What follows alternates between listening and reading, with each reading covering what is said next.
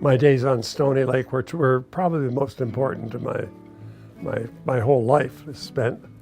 Um, it was probably in the mid 1950s, and I had some friends on the lake, and we were touring around the lake in the boat as kids do. I think I was 17 at the time, 16 or 17, and that's where I first met my wife. And she was sitting on the dock at Juniper with two other gals, and she was 15 at the time. She had on a pink bathing suit with blue ribbon around the top, and just absolutely a slice of heaven to me. But she was sitting with her best friend, Heather Brooksville, and another gal, and I didn't know her name, and I said to my friend Doug, who's that blonde over there in the pink bathing suit? And he said, I don't know, but he says she's got a cottage on the lake. And I said, oh, that's great. And that led to, after 2 years, got to meet her again, and we started to date. And she had a sister.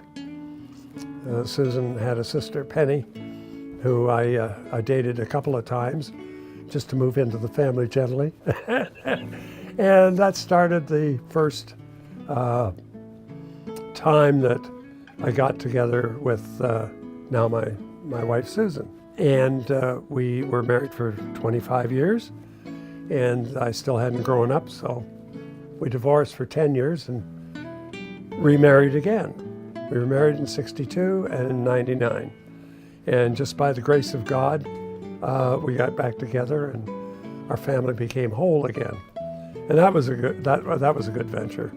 So, and I really, I was very fortunate to have that experience. And to get it, because we didn't have a cottage on Stony Lake, I had to go out with girls and people that I knew to be able to spend the summers here and knew what cottage life was like. Anyhow, we got married in 62, and I left my father's business after working with him for 3 years or 4 years, and decided to get into a different type of business, a sales business, where I became a salesman for the paper industry and the electronics industry, which I spent 46 years in, best years of my life in work. But back to my parents' end of it, my mother, who I said was a dental technician, she had, my grandfather was born in Scotland, and he had a son and 3 daughters, 2 of them born in Scotland, the other 2 born in the United States. My mother was born in Ohio in 1913, and she moved to Canada, I guess, maybe she was 3 or 4 when her mother passed away. So she came to Canada with my grandfather, who at that time in Ohio, where she was born, he was a coal miner, and he got out of that business and moved to Canada and was a carpenter on the Ambassador Bridge and the tunnel, and worked for the Ford Motor Company. And he raised 2 daughters on his own. And that was the story of my mother. My father's end, my father was born to a German and Dutch family. And my great-great-grandfather had the largest hat factory in Germany at the time, and made all the hats for the First World War. Good side, I would say. And where the wealth went, I have no idea, but they moved to Wyerton, Ontario, where my dad was born, and then moved to Peterborough, or to Windsor. And my dad played on the first basketball team in the city of Windsor, and also played in the first band in Windsor back in the teens, the 20s.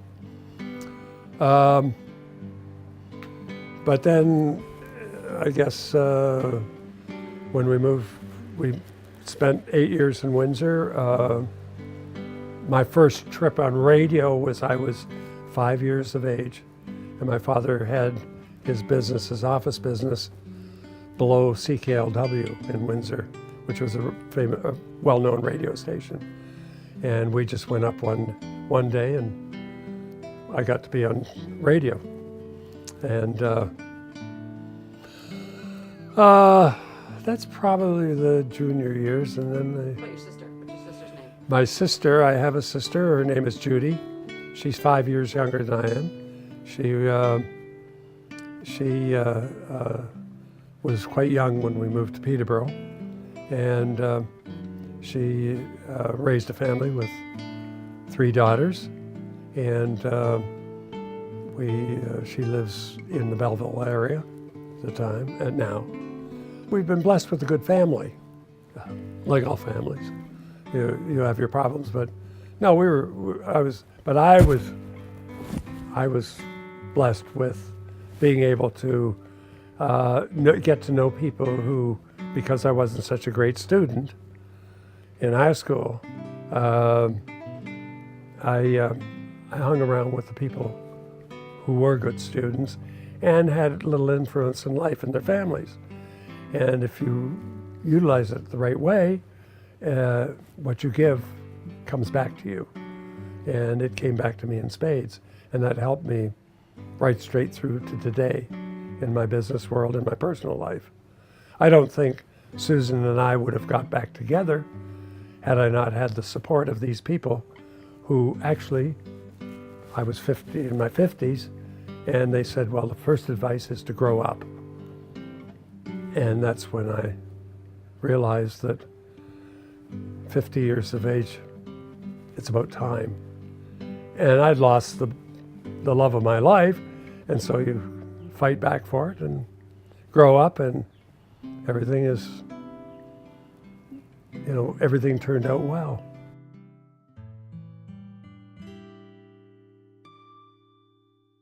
I was never comfortable in my own skin. The reason I had such a difficult time was I think I had the attitude that when I was probably 8, 9, I didn't like myself. And that lasted until I was 50. I have a wonderful life. And I experienced both sides in my own skin. And so when I said earlier that I really I did not have a comfort zone growing up. I just didn't fit in. If there was a 9-man baseball team, I was the 10th. If there was 5 places on a bus to sit down, I was the 6th. And I didn't really, I dealt with a pretty big thing in my own mind. I never shared it, never shared that with my parents. I thought it was my own thing to deal with. And sometimes, well, when my wife Susan left me, it was the start of the book of growing up. That's when I had to figure out, if you lost the best thing that you ever had in your life, how do you carry on? So I looked in the mirror and it was me. So when I started to like myself, didn't realize that everybody else around liked me. I didn't like myself. I was not a confident individual. We had a double wedding, and we married well. I always say we married up, but we had a double wedding and everything was great and everything else. I always felt that I was the third man. I never had the confidence. And here I am, a salesman, and a damn good one. I mean, I was very successful in that business, but I didn't like myself. And it took almost 10 years to like myself. And the moment I liked myself, my life came back together. As simple as that. So it's not an easy grind. Some people ask for help, and I couldn't ask for help because I was raised, you can do it. To relate to our own family now, because everybody in the family are in good shape. But if one of them wasn't, I would say that the best way to do it is, as soon as you felt uncomfortable, is grab your little angel, your best friend, and share it. Share your deepest thoughts and why you are in that position. And if you're an introvert, like, believe it or not, I am, and most people in the entertainment business are introverts, but I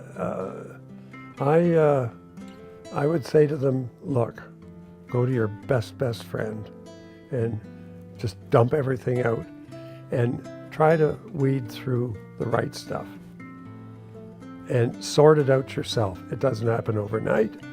You can't put it in a box and hope it'll cure itself. Just go and take that opportunity that you have and jump on it right away. I suppose I'm comfortable. I'm comfortable in my own skin. When I meet people now, the simplest way is I don't need a drink. I don't need a crutch. I'm comfortable in my own skin. If somebody says something negative to me, I mentally change it into a positive and carry on with life. I don't have a thought that I wasn't the smartest, the sharpest knife in the drawer in school. I was certainly popular, and I was a reasonably good athlete, but that doesn't make things happen that way. And you feel the biggest experience after I was remarried, when Susan and I got back together, and she said, do you think we should get married? And I said, well, I asked you first. It didn't work out, so you got to ask me. I'm in my comfort zone now. I'm quite comfortable. That's the whole thing, that as soon as I got comfortable with myself, it bounced off me back to other people. The other thing too is I didn't have to be the life of the party. I was always the life of the party because I played a ukulele. I could entertain a bunch of people, and gee, Stu's here so the party can go.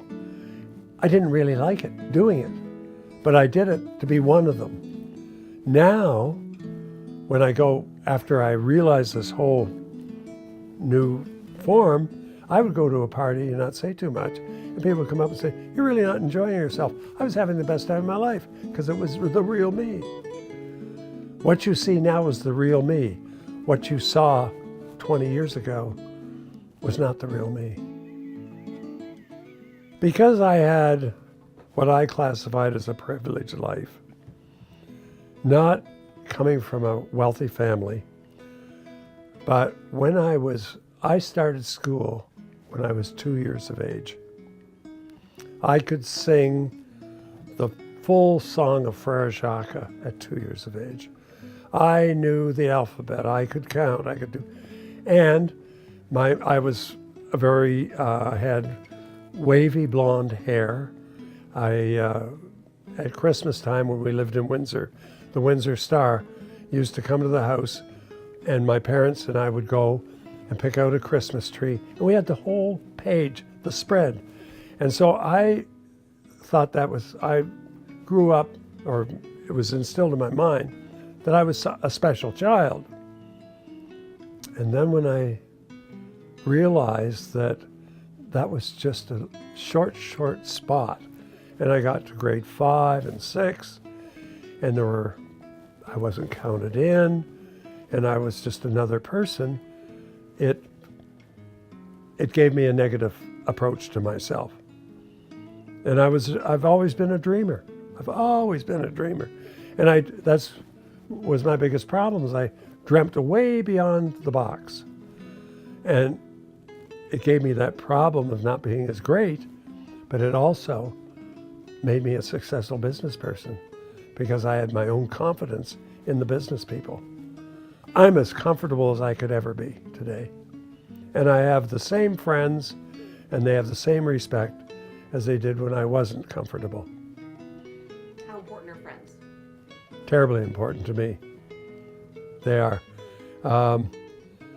Good friends are a blessing to me, and I don't have any bad friends. I don't have 5 good friends. I don't have 10 good friends. I could, well, at my age, they're dying off, but I don't have any bad ones. I probably am very fortunate to have a number of people that would take a bullet for me. That's my opinion. And who's your best friend? Who's my best friend? My best friend is me, but my really best friend is my wife. Yeah. And behind them is the children.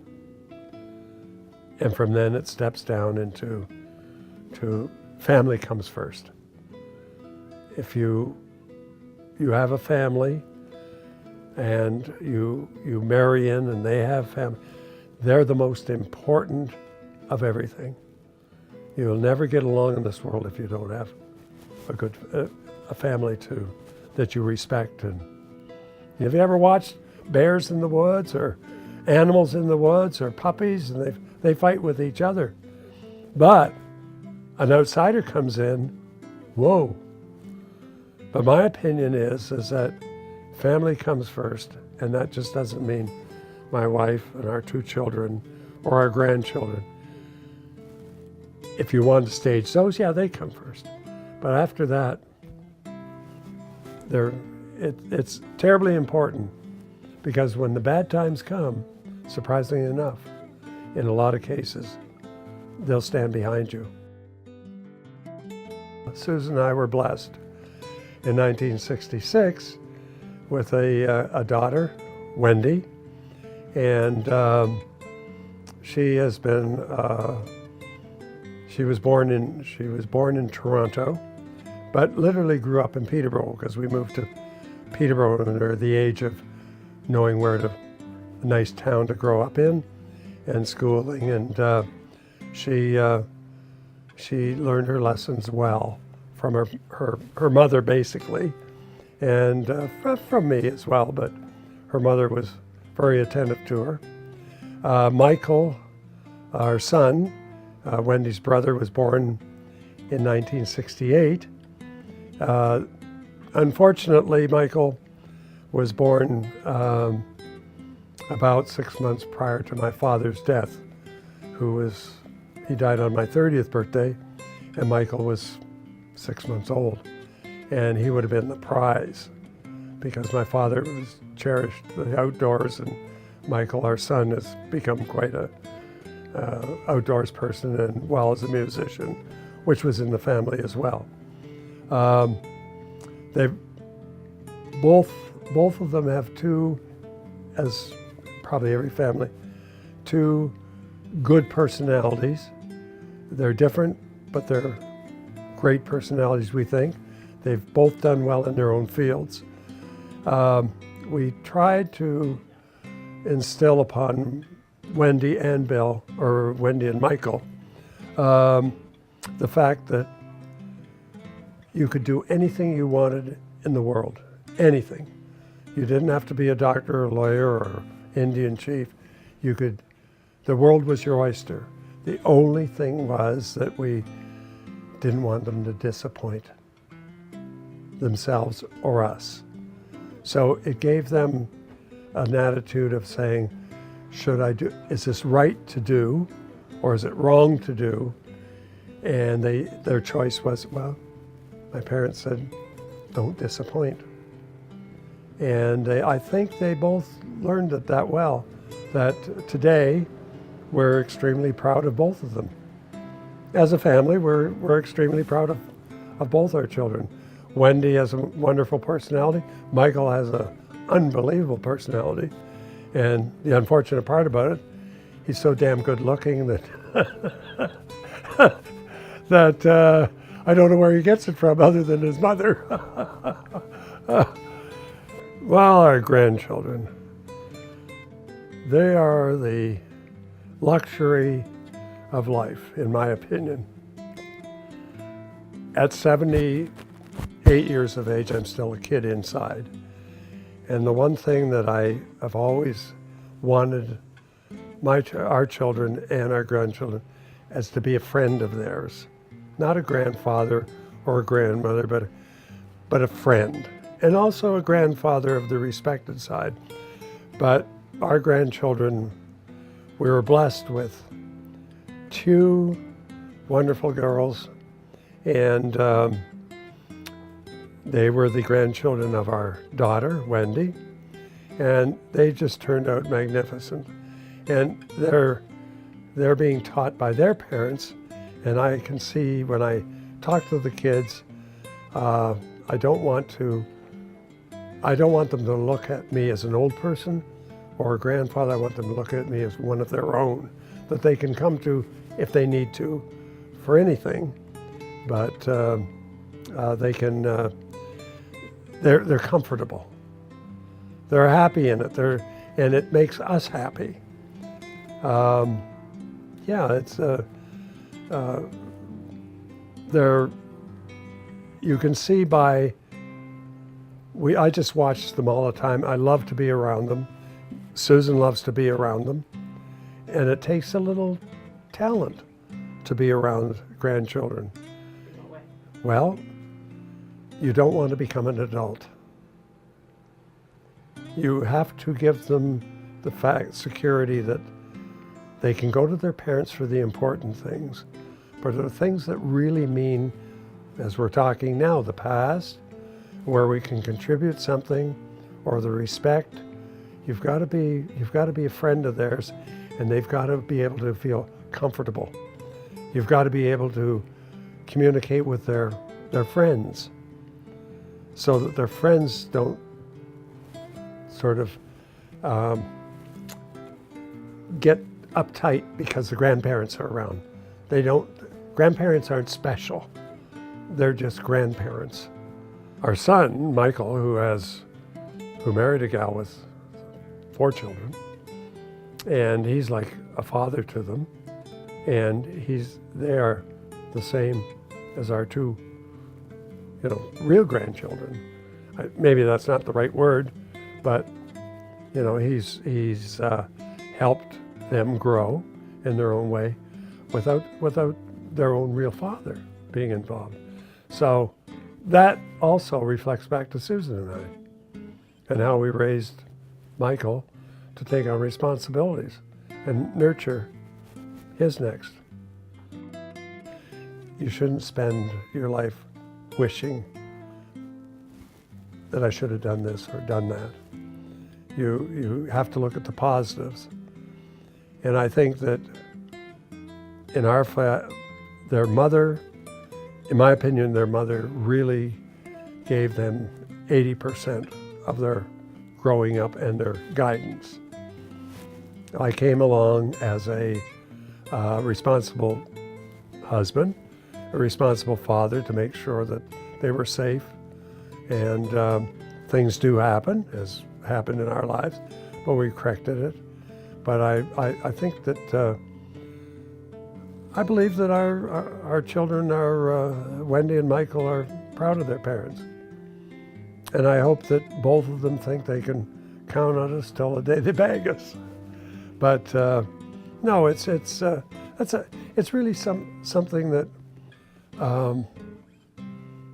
when they go, the lights are always on, even if they're late getting home. They can count on their parents. And if you've got that there, you've got it. You've got it together. Stony Lake is extremely important to me because I was blessed of meeting probably 90% of the people that I know. There isn't a place that I've ever traveled anywhere, Switzerland, all across Canada, the United States, and I always meet somebody who's either been or has a cottage or has family on Stony Lake. Stony Lake has developed my character. It nurtured me through the side of wealthy people, the side of poor people, the side of important people. And if you utilize it right, it's become a great friendship to me. It's really, Stony Lake it's important to me. It's important to have raised our children here. And everybody you talk to that comes from Stony, if you drink the water, you're done. You'll always be a Stony Laker. It's to me, it's, and the funny part is, 1947, I started at Vimead and fished in this bay, and here it is, 2017, and here I am back in the bay. All those years. It's a life experience. I mean, there are thousands and thousands of people that have been to Stony Lake, and there's so much history here. But this lake is a combination of many different types of people from many different walks of life. Remember, I grew up in Peterborough. Catherine Parr Trail, who was one of the original families in Peterborough, came to Stony Lake. Stony Lake was called Salmon Lake at one time, and then it changed to Stony Lake. It runs, and it has, I believe, 1,100 islands above the water and 2,200 below. But it has a unique, Juniper Island is a unique area. Of all the lakes in the country, I think Juniper Island is a special place for many, many older people, and especially the young people as we grow up. They come from all walks of life and all over the world. And when they're here and they drink the water, it's always in their blood. And you can get a combination of many, many types of people and of things to happen. And to me, it's my life. And here I am, never owned a cottage, but I married into one. I married up.